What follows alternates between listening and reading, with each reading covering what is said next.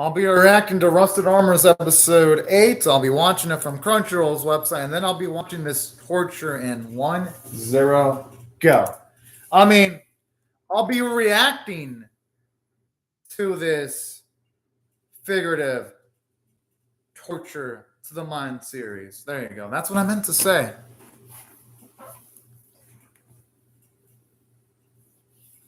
I mean, at least the way the skies are rendered doesn't look half bad, though. You know, the full version of this opening actually isn't half bad. Actually, I've listened to it before on YouTube. I actually gotta say, this opening is probably one of the few competently things done in the series. That and the background art, and maybe some of the voice performances from some of the voice casts in the series are the only things where I can say, well, yeah, there's some effort put into it. Not a lot, but hey, it's better than nothing, I guess. And saying that, the series can't even get me hyped up for when they go up against the Conquistadors inevitably, because it's like, why in the fuck should I get excited for this shit? They're probably going to fuck up the animation when they do get to the bits where they're going to take on Conquistadors, and it's going to look absolutely ugly. Or are we all kidding? This is Rusted Armors we're talking about. I hold no expectations for the series. No one does. But hey, you know what? I'm still curious to see how this train wreck ends, you know? Yeah. No, I'm not excited. I can't even, no, I'm not even going to fake excitement. This series ain't even worth it. And saying that, I do like how they have the touch with our boy's brother at the very least near the end.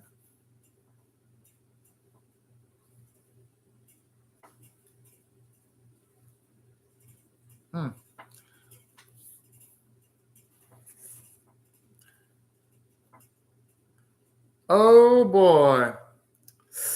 Jeez. Ha! You know, that's what those guys get for fucking with that lady. Or at least trying to fuck with her.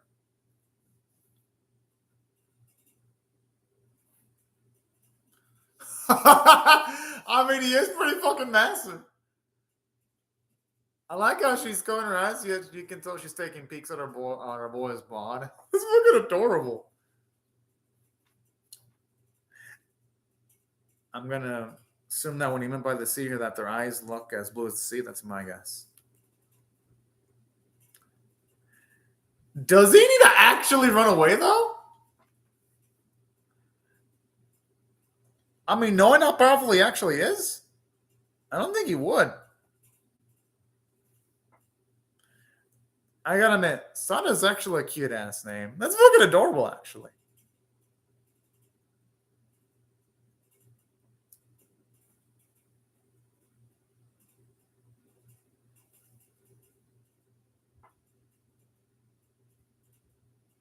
Oh.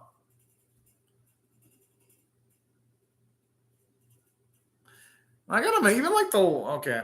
This is something I'll give credit. At least the animals in this series, when they're animated, they either look really good or cute. Buenos dias. You know, Spanish ain't that half bad, actually. No, it's actually really good. Like, it's actually pretty good. I gotta give it credit.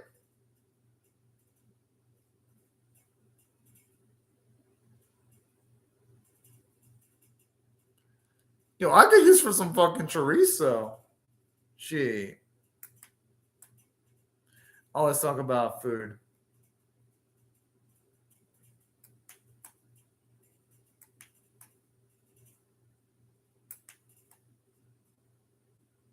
I'm assuming she was potentially being prosecuted, and that's why she ran away to avoid potential prosecution.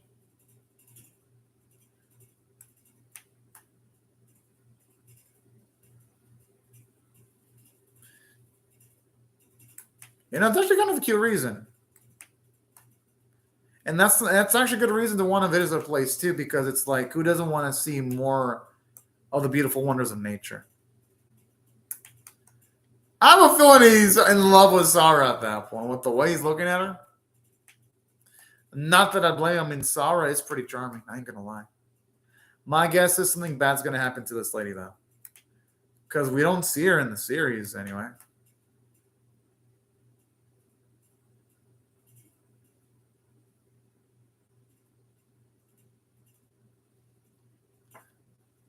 Oh, that's actually pretty sweet. I gotta say, that village is actually pretty progressive, and if that's the case. And I mean that in a good way. And when I mean progressive, I mean progressive by those, at least the standards of that era, in that point of time.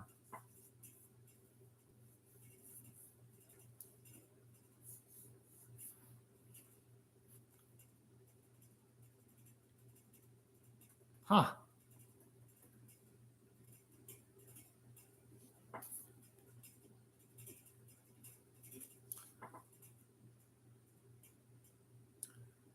And it's interesting to see how he was too before he became like the utter badass he actually is in the series.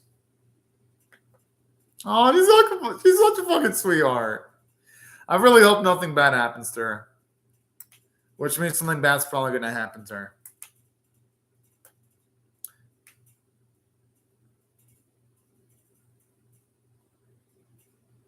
The live animation, this kind of shit, the one he's like, oh, I'm like, what the fuck was that? It made me laugh, but for not the right reasons, though. It's like, and the episode's not even bad. Like, this episode's actually decent. I actually don't hate this episode. It's probably one of the better Rust and Armor episodes, but holy shit. The lack of effort sometimes is aggravating. Oh shit. Could it be? Oh fuck. I hope we get to see some more flashbacks with her, Luca, and Lucio.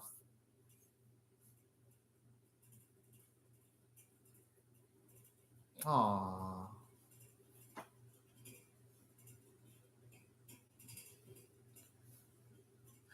I really hope she can meet her brothers one of these days. That is why Luca and Lucy are so damn powerful then. Well, not just that, but why they're involved in the dangerous situations they're involved with, too.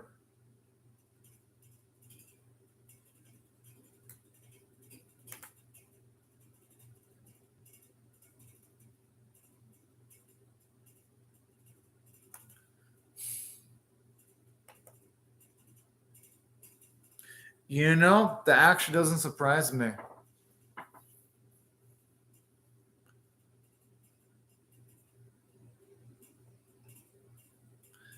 No wonder why he trained our main boy.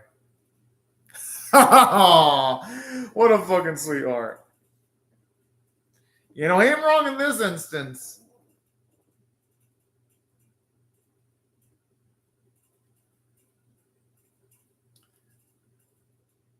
Okay, I gotta give it some credit. At least when it came to the bit with Sarlaf, it actually looked a little bit better. And now let's just, our boy can actually live up to those high expectations now.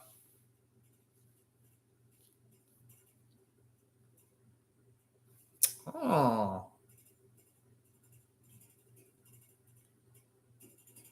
Oh. I thought for a second he was going to mention something about.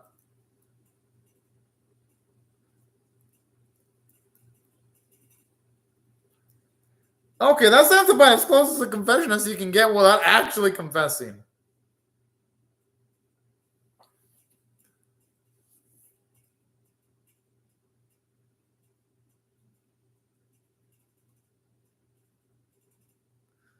Yo, he's finally coming out with it. Fuck yeah. Woo! Although I shouldn't be so happy because it's like, or maybe I should be. I mean, shit, who knows if she's alive or dead? That's the unfortunate thing. Because for all we know, the plague could have taken her. Fuck. Oh, shit.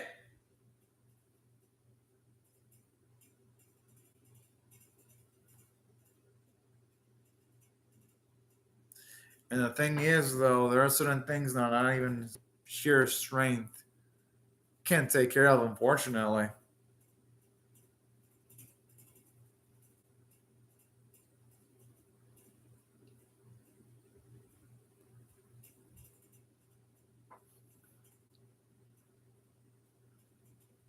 Oh, okay. It's actually nice to get to see context that Sabiiro was the one who actually helped out one of our main characters. Actually, that's nice.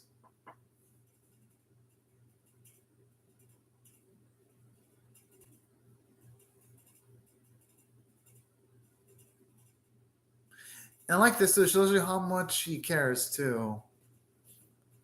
It's still better than nothing, though.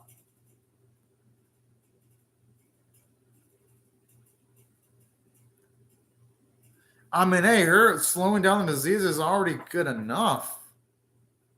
Just giving people more moments of life, I'd say there's value in that, even if it's not a straight up cure. I can only that's fatigue and not her getting sick. Fuck! It's the plague.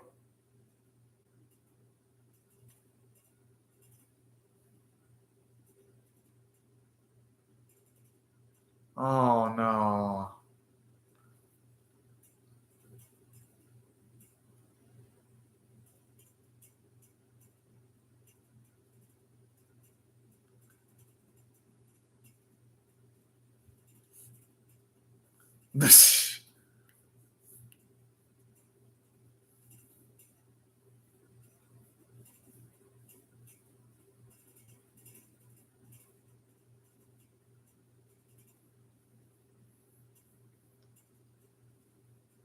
I'm not gonna blame them.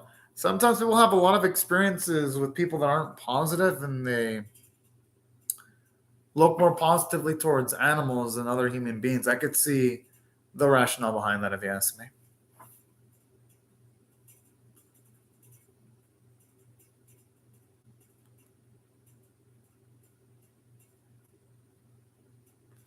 Well, man, Sarah does have a pleasant personality. I could see why you'd enjoy her company. I know she's trying to play it out as tough,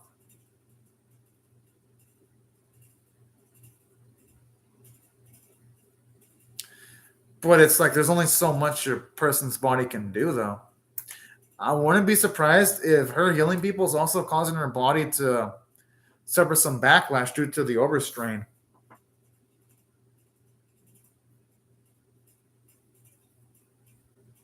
Duh!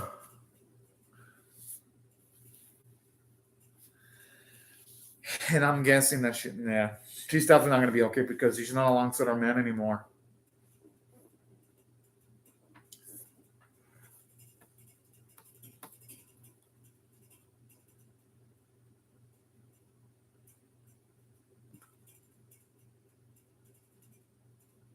Aww.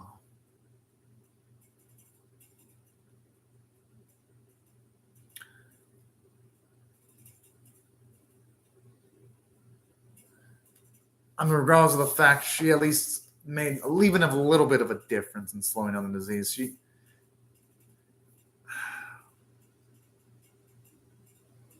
But I admit, this series, even though Sarah was only introduced for one episode, they actually did a decent job making her lovable, actually. Just showing us how much wisdom she's got, how much she values other people over her own life, seeing how she has regrets and things like that.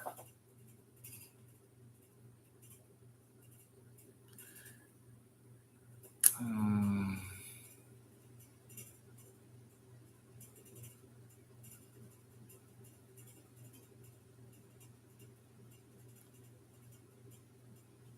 And that's what I love about it. Like, she puts into consideration other people first before drinking that.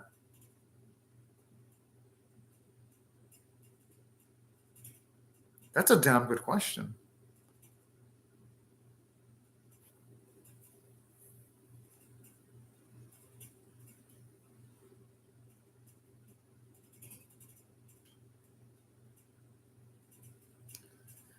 I wonder if she. No, as it is, no, they need him more than they need Sara. And that explains why he's so dead set to train Magochi.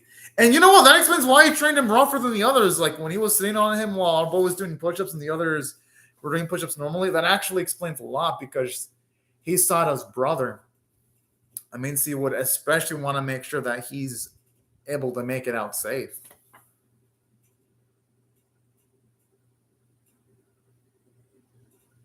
Fuck.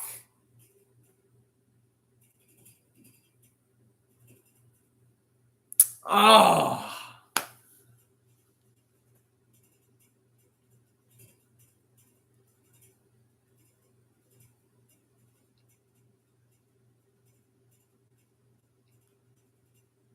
That's not. Yeah, that doesn't really do anything.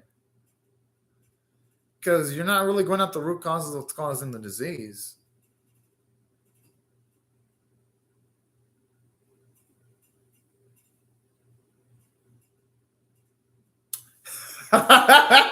Oh, I never thought I'd see a Degose making that type of joke. Okay. It has a little bit more layers for him, actually.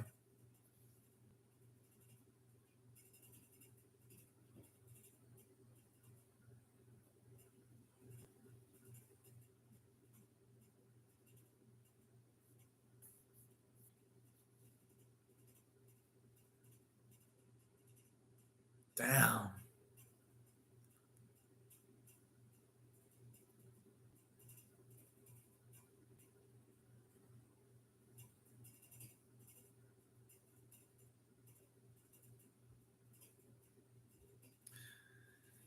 Kind of the way that moon is running looks so real. Damn, it looks gorgeous. I gotta admit, again, the backgrounds look gorgeous, even though the character models look absolute shit. I always gotta appreciate the background art.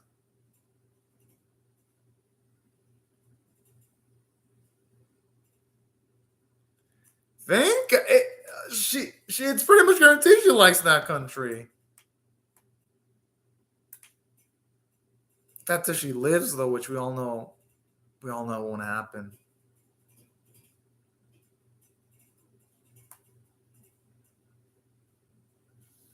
She knows. I mean, she knows that she doesn't have much time left, and we all know she probably would want to marry him if she wasn't stricken with that disease.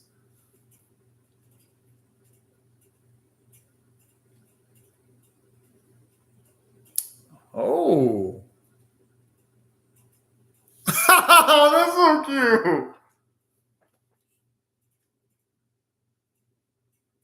Oh no. Okay, that explains why someone treats No wonder why he treats our main boy so roughly then.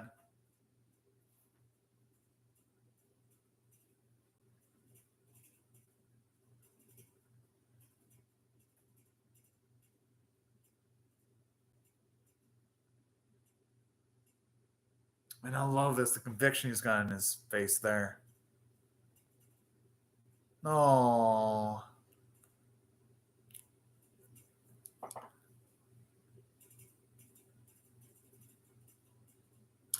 I gotta admit,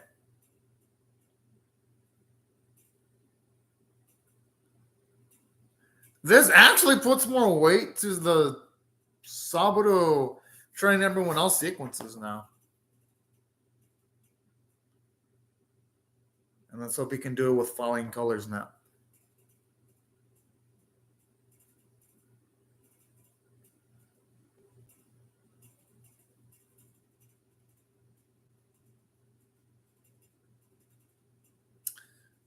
All right, decent execution from his voice actor. Just wish we would have seen a close up of his face for more dramatic effect, but obviously the animators knew they couldn't really do any well done close up animation. So I understand why they have the distance shot. They're just not talented to pull off the emotional gravitas needed. Still, Sara's death was at least a bit impactful.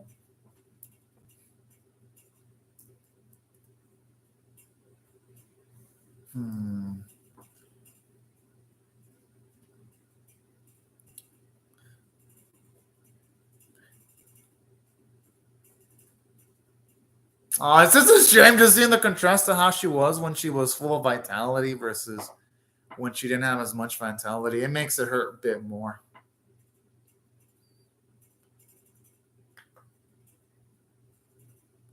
And Sabiro's a real one too for wanting to keep up with that promise. Like, because he didn't have to do that yet. He went the extra mile. And I love how finally that shows us why he had the change of hair color too.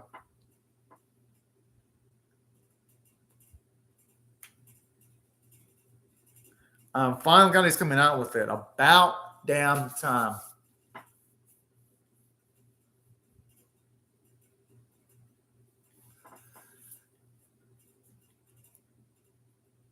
I mean, our brother's going to have to kill Lucio first.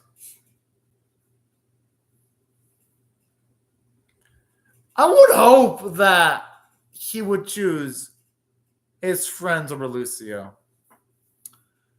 Because Lucio is a complete psychopath.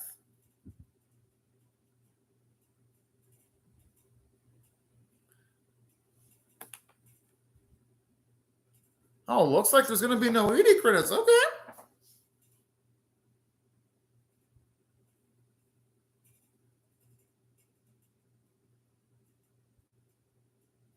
And that's the thing I love about Subaru too. Like, it ain't just about teaching Magochi Sada's brother. He's also teaching other people too to fight, helping out other people. So I love how you can tell his experiences with Sada changed him for the better. Oh no, these two. Oh no. I don't like these live action segments. They fucking suck. Well, they suck most of the time.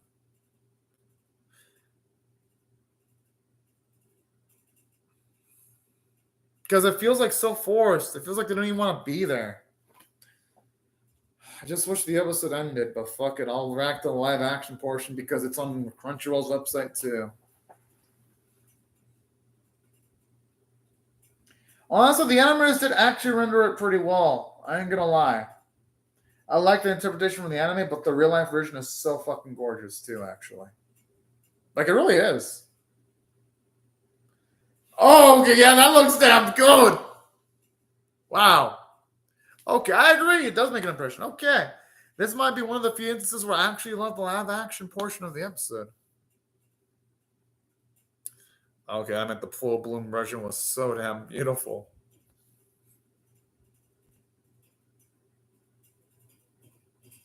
Huh.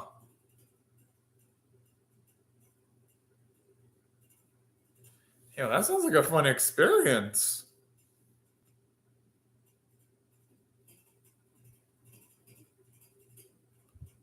I wouldn't be surprised if it's a pose that looks absolutely stupid, though.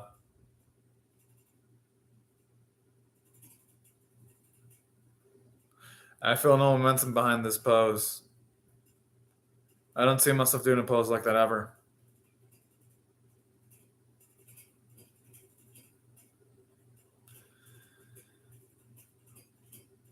I'm a show.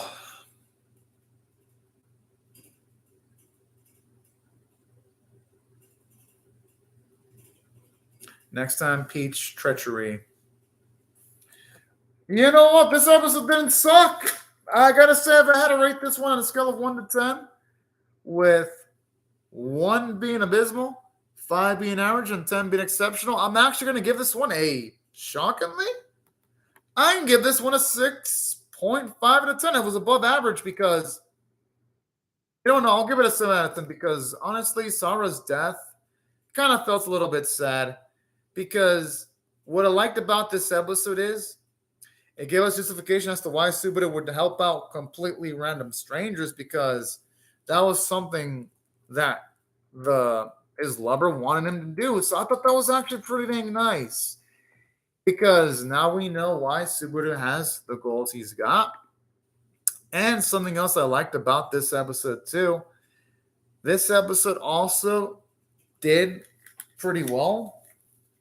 And not just giving us Subaru motivation, but actually making Sada into a sweet and endearing character because considering the episode only really had an episode for us to know Sada, they had to give her some nice character motivation and goals. And when they instantly mentioned the fact that she did have goals to try to get her brothers back to normal because they've got like sort of like that rebellious, violent personality, I kind of like that because here at the very least it shows that when it comes to Sada, it ain't just all sunshine and rainbows with her.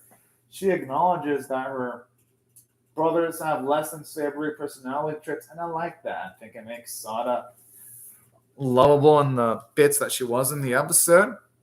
It made her death even sadder too, especially when you see her slowly get sick, and then afterwards, right when she's about to die, Sabiiro does like that tough promise. I found that scene to be manly as fuck. That was like some epic shit right there. So, at least in that bit in the episode. So, that's why overall, I thought the writing quality for the episode was actually pretty damn good. I'm honestly surprised the episode was as good as it was. It wasn't anything that makes me go, oh my god, it was amazing. But it wasn't anything that made me go, oh man, this was shit. Nah, it was enjoyable. Of course, the animation quality was bad. I would have loved to have seen a bit more fluid animation when Sabiiro was rescuing Sada, but what can you do? I mean, you really can't expect good animation quality from this series, but hey, at least it wasn't an action-oriented episode, so it made the episode a bit more bearable to go through because this series sure as hell can't handle action to save its life. Let's just be real. This series, whenever it has to handle action, it falls to fucking pieces. Thankfully, it didn't fall to fucking pieces this time because there was no action to fuck up this time. So, hooray for the animation team, I guess. But no. All jokes aside, the writing team did a good job. And I'm definitely curious to see what they're going to do for the next episode. But anyways, right before I go, I'll say thank you to GSDF for commenting on the live chat. Thank y'all, everyone else, for watching my video. Hope y'all ready. Share, comment, subscribe, and I'll see y'all later if you come back for more. But anyways, y'all, thank you very much for watching my video. Have a fun, great, safe, and fantastic day, y'all. Bye-bye.